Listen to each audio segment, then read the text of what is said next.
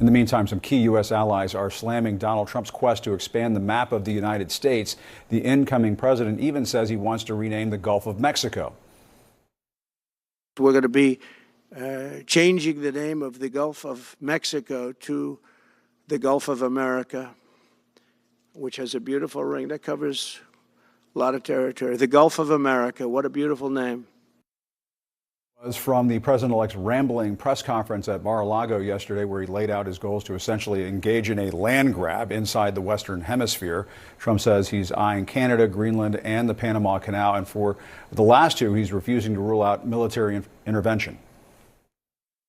Can you assure the world that as you try to get control of these areas, you are not going to use military or economic coercion? No, I can't assure you. You're talking about Panama and Greenland. No, I can't assure you on either of those two. But I can say this, we need them for economic security.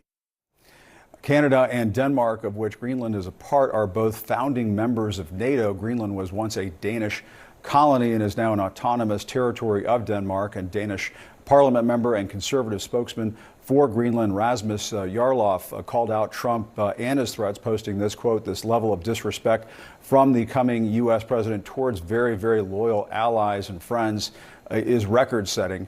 And Jarlof joins us now from Copenhagen.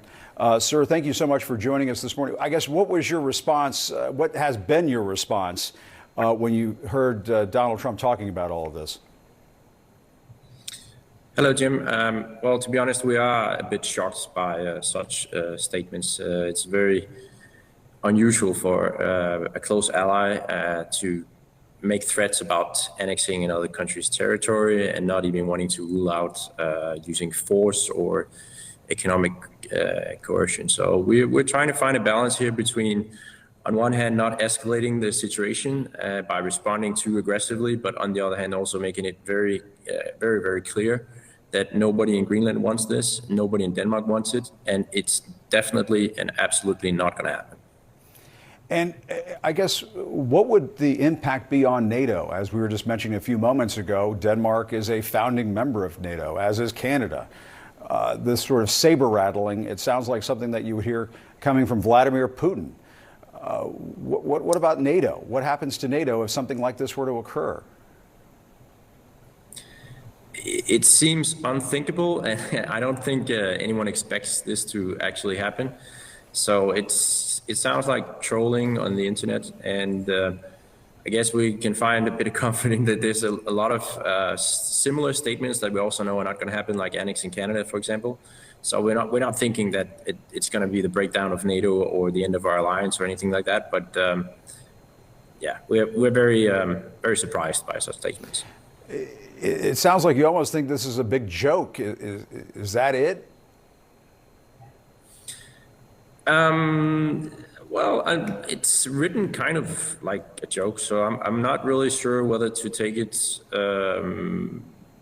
whether to laugh at it or to take it seriously. But again, we don't want to escalate it. We don't want to ridicule statements from an American president, but we also have to make clear that you can't just go and take another country's territory. And the people in Greenland don't want it.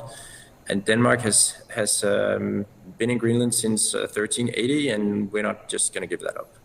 And Greenland is considered an autonomous territory of Denmark. Could they ultimately decide somewhere down the road that they do want to become part of the United States? Is that possible? It's not possible without the consent of the Danish parliament, so that would be up to the opinion of the politicians like me and others whether it would be approved. And I can't tell you the result of that process.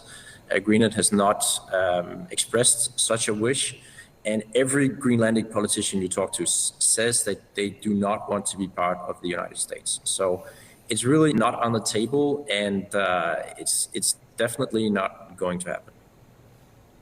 All right. And when you talk about this with your fellow members of parliament, what is that discussion like when you talk about this?